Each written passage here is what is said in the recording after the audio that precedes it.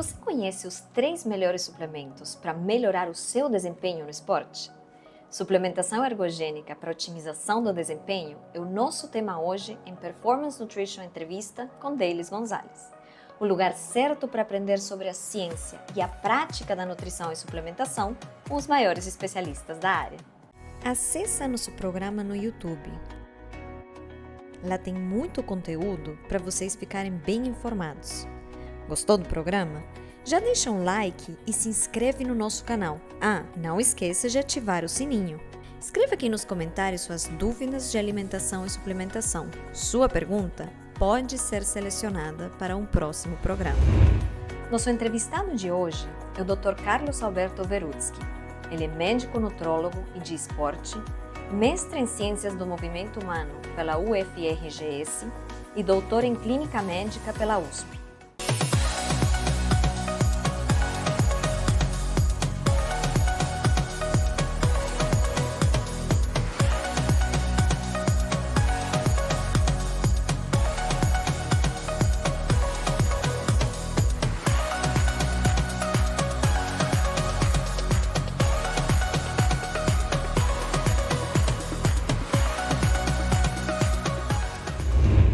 Dr. Verudski, que prazer receber você no programa novamente. Quanto tempo? Isso, é um prazer para mim também. E quando Te rever. Pois é, sim. Quando a gente fala em melhorar o desempenho esportivo, existem diversos fatores que precisam ser considerados. A gente sabe que é muito importante olhar para a nutrição, né? Como é que está essa alimentação, como é que está o sono da pessoa, os próprios elementos do treino, até mesmo a parte psicológica. Dentre todo esse contexto de melhora no desempenho, como é que entra, como é que a suplementação pode ajudar e que tanto que ela pode ajudar? Pois é, a suplementação não pode substituir uma alimentação adequada, primeira coisa, né? Por isso o nome suplementação, não é alimentação. E, inclusive, na suplementação, até os hipercalóricos são substitutos parciais da alimentação. Eles não podem substituir a alimentação. E tu falasse exatamente no tripé do alto rendimento. A alimentação adequada, treinamento adequado, porque se o treinamento for muito pesado, isso não é só o atleta de elite, pode ser um esportista, o que frequenta a academia. Se a carga for muito pesada, que ele não tem a capacidade de assimilar,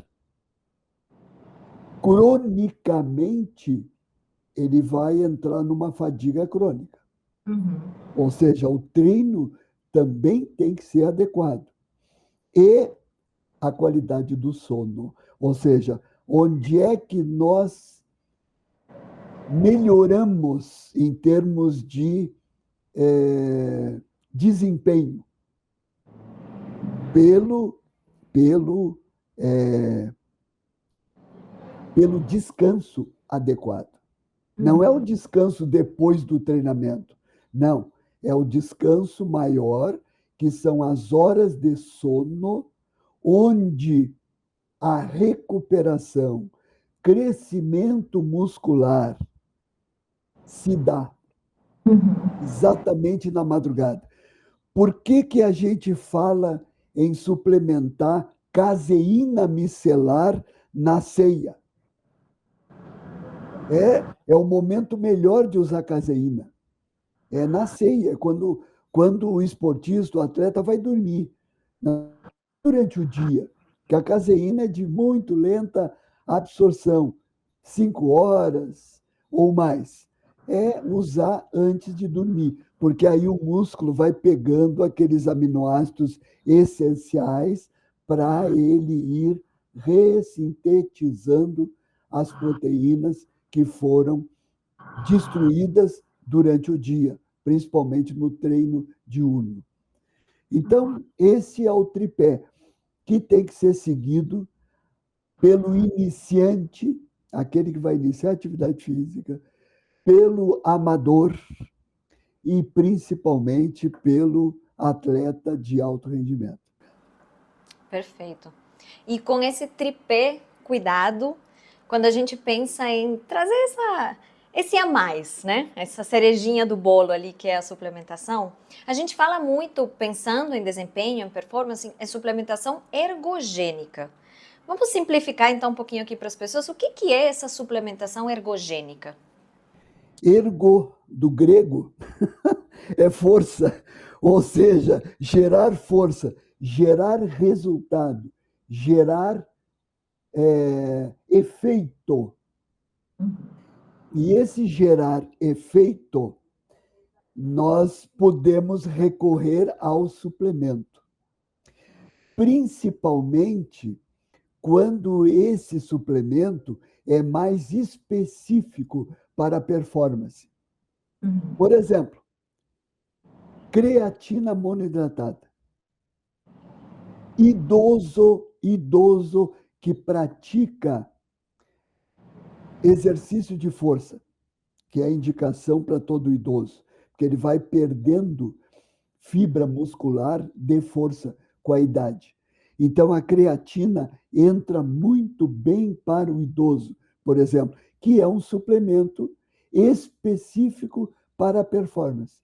Ou seja, são aqueles suplementos como a cafeína, bicarbonato, betalanina, nitrato, são específicos, dependendo da modalidade esportiva. Então, por exemplo, a creatina monoidratada é um espetáculo para o idoso que faz exercício de força, porque ajuda a ele recuperar a função da fibra muscular tipo 2, a fibra de força, que ele está perdendo com a idade. Então, suplementos estes são importantes na dependência da modalidade esportiva. Mas eu não posso usar, por exemplo, ou é contraindicado, ou menos indicado, usar uma creatina monoidratada que retém água no músculo para um atleta que é salto em altura, salto com vara, ou seja, atletas que fazem uma modalidade esportiva antigravitacional. Imagina o cara com 1,5 kg, 2 quilos a mais de água, tem que saltar com vara. Entende? Então, tem que adequar o suplemento à modalidade esportiva, à faixa de idade, ao nível de condicionamento físico, porque o suplemento não faz milagre. Uhum. Perfeito. E assim, agora eu vou fazer uma pergunta difícil. E difícil porque, considerando o tanto que a gente leva esse contexto da individualização, né, de adaptar a cada modalidade, a idade, a cada pessoa, né, as demandas específicas, eu queria que o senhor elenque, considerando as evidências, o que a gente tem em nível de evidência, quais seriam os 3 melhores ou principais suplementos para melhorar o desempenho esportivo. E eu vou dar uma chance depois da gente expandir e trazer outros nesse contexto da especificidade, mas se você pudesse escolher um geral, quais seriam os melhores? Hiperproteico, que está dentro dos sport foods, vamos dizer assim, da classificação de maior evidência de ação ergogênica. O hiperproteico, por causa da necessidade de proteína de alto valor biológico, recuperar a proteína muscular que está sendo perdida em cada treino. E depois eu entraria nos específicos para a performance. Creatina monoidratada. E o terceiro é difícil, porque não é só esses 3 os melhores, depende da modalidade esportiva, grau de condicionamento, depende do erro alimentar, Porque É, eu muitas vezes. queria corrigir, né? Isso, exatamente. Depende do Uhum. erro. Eu indicaria ou colocaria no o terceiro nessa proposta tua a cafeína negra. Mas Uhum. aí a cafeína ela já tem implicações genéticas, porque tem genes que, dependendo do tipo de pessoa que vai usar, pode funcionar para mais ou para menos. É Uhum. aquele negócio da cafeína. Tem gente que toma um cafezinho expresso de manhã, não dorme à noite. Uhum. Outro toma o café expresso depois da janta. Para dormir. Tem gente que fala, não, eu tomo um cafezinho para dormir. Que a gente já sabe que não é bem assim, né? Pode não atrapalhar a indução ao sono, mas vai atrapalhar um pouco a qualidade. Exatamente. Então, é muito arriscado a gente falar em 3 suplementos melhor, porque não necessariamente a cafeína vai ser melhor para determinados Sim. casos, né? Com certeza. Não, eu sabia que a minha pergunta era desafiadora, arriscada e que sintetiza exageradamente um contexto que é muito amplo. Por isso que eu falei que eu vou dar uma chance depois a gente Não, e expandir. depois, nessa pergunta tua, é muito arriscado, porque o doutor Veruschi disse que cafeína é dos 3 suplementos melhores. Aí vai passar todo mundo a usar cafeína e os resultados vão ser os mais diferentes possíveis. Sim, eu aproveito até para fazer o convite aqui que a gente tem episódios específicos de cada um destes suplementos que já foram citados. Então a gente tem de creatina, de cafeína. No idoso, né? Uhum. Então, por exemplo, vamos entrar em grupos específicos como os veganos. Uhum. O vegano não vai usar o whey isolado, Uhum. certo? Certo. Talvez não use dipeptídeo, Uhum. um Peptofull, mas pode usar os aminoácidos isolados essenciais, porque esses aminoácidos são de origem vegetal. Uhum. Então, especificidade. Com certeza. E assim, eu assino embaixo dos três que o senhor elencou, porque de fato, e por isso que eu trouxe no contexto de o que a gente tem maior número de evidências. Quando a gente olha para a literatura, a creatina é o suplemento que tem mais artigo publicado. Creatina e Tem cafeína. maior número de publicações, Isso. é a creatina, em relação a Exatamente. todos os outros. Exatamente. Então, assim, eu acho que a escolha não podia ser melhor e agora a gente vai entrar justamente nas especificidades. Então, pensando até nesses três, porque proteína, de fato, eu acho que esse é amplo. Proteína, todo mundo precisa para ter uma recuperação muscular e até mesmo quem não treina para ter uma manutenção de vida. Mas então, pensando na especificidade de para qual modalidades esportivas estes suplementos se aplicam, para quem eles seriam indicados e para quem não. Então, começando pela creatina, endurance, maratonistas, Uhum. pelo menos o Comitê Olímpico Internacional diz que não seria recomendado. Uhum. Por quê? Porque ele vai pesar mais. Esses atletas sonham em voar ao invés de correr. Então, quem voa não pode ser pesado por água retida no músculo. Os esportes antigravitacionais, por exemplo, 400 metros com barreira. Então, o indivíduo tem que pular 4 barreiras. Se ele aumentar 1 quilo, porque está usando um carregamento de creatina, ele vai derrubar pelo menos uma barreira, entendeu? E vai diminuir a performance dele, né? Bom, quanto a hiperproteico, por exemplo, o hiperproteico ele é muito recomendado mais do que a alimentação hiperproteica em casos onde temos que trabalhar com um plano alimentar hipocalórico. Perfeito. Isso em atleta e não atleta. Uhum. Toda vez que eu tiver que trabalhar com dietas, principalmente de muito baixo valor calórico, elas são catabolizantes para o músculo. Uhum. Ou seja, eu não posso aumentar a caloria da dieta. Eu tenho que recorrer ao suplemento. Uhum. Então, isto não tem como eu substituir o suplemento pelo alimento, porque eu não posso aumentar. Uhum. Então, aí entra o suplemento, cai de maduro, como a gente diz. Tá? Quer dizer, eu tenho que usar suplementação.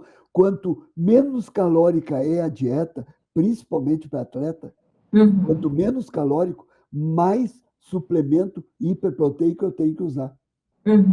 Por causa do balanço nitrogenado negativo. Quer dizer, eu não posso deixar que o atleta catabolize, perca músculo, porque tem que fazer uma definição muscular, ele tem que perder gordura. Uhum. Bom, isso está lá no cutting do fisiculturista. A fase de cutting, ele usa uma dieta de 50% de proteína, Uhum. entende? E não pode usar uma dieta, muitas vezes, nem isocalórica, ou seja, na mesma caloria que ele tem direito. Senão Uhum. ele não emagrece, ele não perde gordura. Então aí entra o suplemento hiperproteico. Perfeito. Acho que é até importante a gente contextualizar para as pessoas que o hiperproteico, ele é relevante sempre, e aí a gente tem as diferentes funções que ele vai cumprir, né?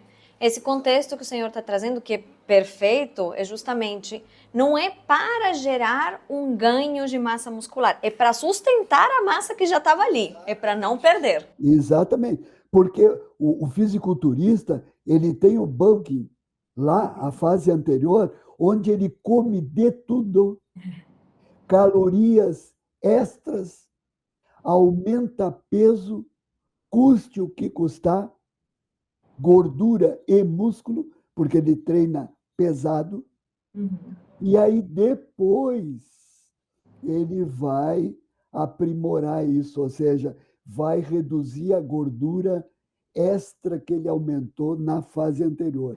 Perfeito. É. E aí, com isso, então, o hipercalórico ele é fundamental. A suplementação proteica, perdão. A suplementação proteica é fundamental no contexto de emagrecimento. É fundamental no contexto de quem quer ganhar massa muscular, porque certamente precisa da proteína ali para poder fazer essa síntese. É fundamental também para a própria recuperação muscular de quem está num exercício mais intenso, né? Um atleta já de desempenho. Até o hipercalórico, ele pode ter um lugar insubstituível. Olha só, hipercalórico, insubstituível em atletas, principalmente endurance, onde não conseguem comer o número de calorias adequado. Uhum. Por quê? Porque pelo volume de treino que eles têm, Uhum. hipotalamicamente, eles não têm apetite. Uhum. Não adianta eu dizer coma mais batata, coma mais pão, coma mais macarrão, porque eles não conseguem. Uhum. E aí, para evitar que eles façam uma dieta hipocalórica, Uhum. eu tenho que entrar com o hipercalórico como suplemento. Sim. Eu tenho que perfazer 1.000, 1.500, 2.000 calorias à base de suplemento hipercalórico. Sim, e é fundamental mesmo, porque a gente vê os estudos mostrando quantos atletas de maratonas, de ultramaratona, principalmente na fase dos treinamentos mais intensos, já próximo da prova, eles entram em um déficit energético altíssimo, né? É muito difícil eles conseguirem Quando o alcançar. volume aumenta, eles começam a treinar 2 turnos por dia. Uhum. Então, eles não têm apetite. Como é que vai ter apetite? Sim. Tá? Então, não adianta, ele não vai. O volume de alimento, por exemplo, as 1.500 calorias que eles teriam que comer a mais equivale a quantas dezenas de pãezinhos de 50 gramas. É um volume muito grande. E essas 1.000 calorias é um shake de 400 ml, que ele consegue tolerar. É uma forma de trazer essa densidade energética em um volume menor. Isso, exatamente isso aí. Fantástico. Dr. Verutsky, muitíssimo obrigada. Fazendo um resuminho aqui muito rápido do que o senhor passou na minha pergunta, muito desafiadora, de 3 suplementos principais.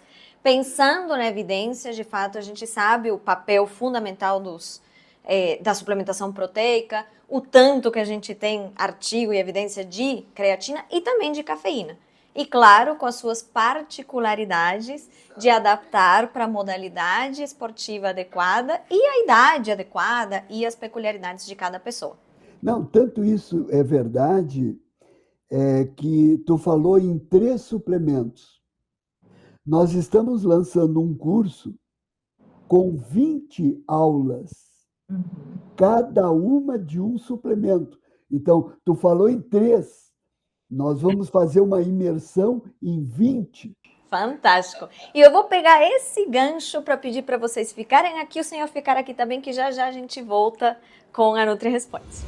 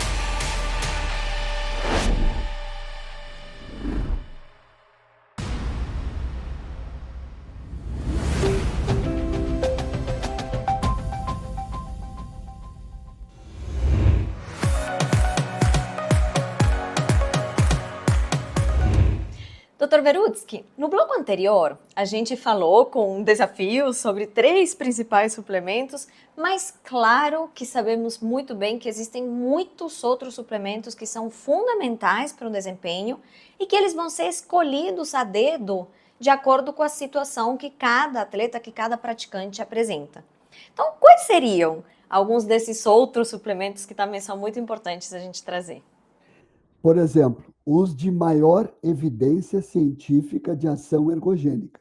Isso. Betalanina.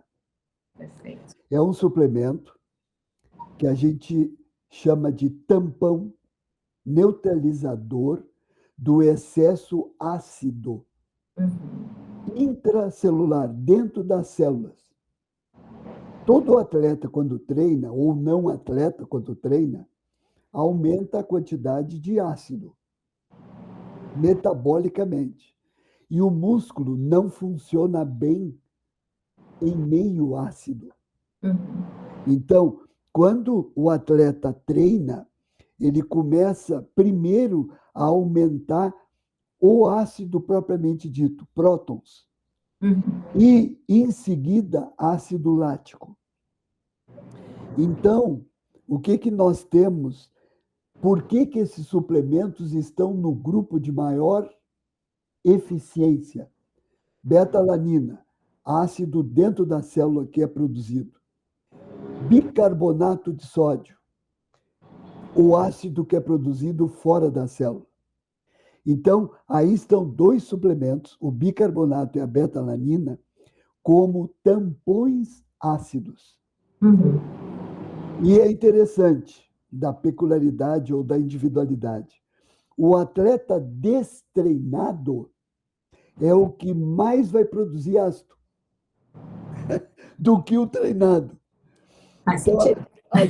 a gente até diz assim: olha, eu acho melhor tu treinar de forma adequada para produzir menos ácido do que usar suplemento tampão.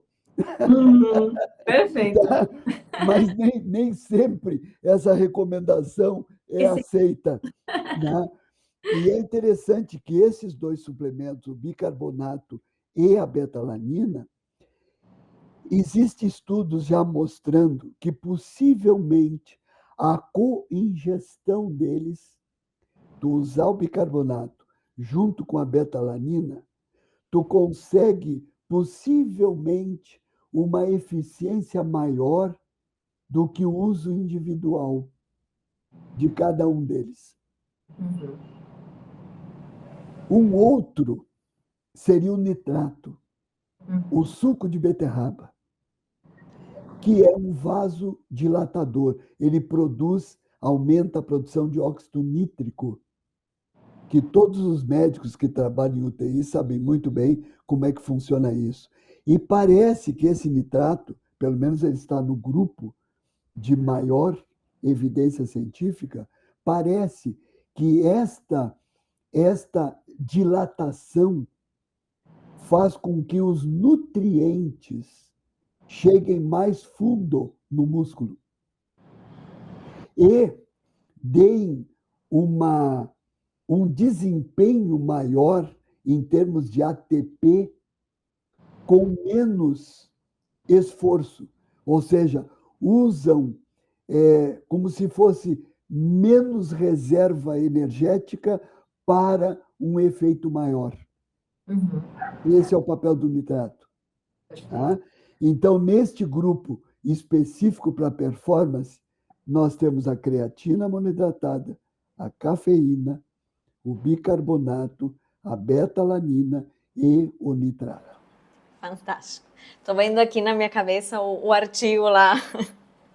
Estou relembrando claramente do artigo do posicionamento do COI como os suplementos de maior evidência mesmo. Perfeito. O COI, em 2018, posicionou esses 5 de maior evidência que o Colégio Americano de Medicina do Esporte, em 2016, já tinha falado desses 5. Uhum. Perfeito. E continuam, né? É ali a. Eu ia falar tríade, mas está errado, são os 5 maiores. Específicos, eles chamam assim, o uso em cenários específicos. Perfeito. Dr. Verutsky, mais uma vez, muito obrigada. E o senhor trouxe uma novidade muito legal aqui para compartilhar com as pessoas. Já deu uma pincelada no bloco anterior sobre. Estamos falando em 5 agora, mas vocês vão abordar 20 suplementos. Conta um pouquinho mais para a gente desse curso. Graças à Performance Nutrition, que está patrocinando, apoiando o curso de imersão em suplementação alimentar ergogênica e hormonal nos esportes. Eu desenvolvo alguns suplementos, quer dizer, eu gravei aulas, 100% online, são 20 aulas, e eu tenho outros convidados para outros suplementos. Então, nós temos estes que nós estamos falando, os sport foods com hipercalórico, hiperproteico. Nós temos também a parte de hidratação, que é muito importante, os suplementos energéticos. Nós temos também a parte de fitoterápicos. Nós temos os ácidos graxos essenciais, endocannabinoides, hormônio GH, esteroide, ou seja, 20 suplementos. E cada aula termina com testes de fixação, tipo quiz, rápido, para os conteúdos serem testados naqueles médicos que estão assistindo cada uma dessas aulas. E certificação ao final do curso. Ah, sensacional. Então, muito obrigada mais uma vez por trazer toda a sua experiência. É um prazer imenso conversar com você. Eu também agradeço a oportunidade, a Performance Nutrition, e foi um prazer muito grande te rever. Igualmente. E para todos vocês que nos assistem, aproveitem as dicas, aproveitem o curso. Com muito carinho da Nutri, a gente se vê.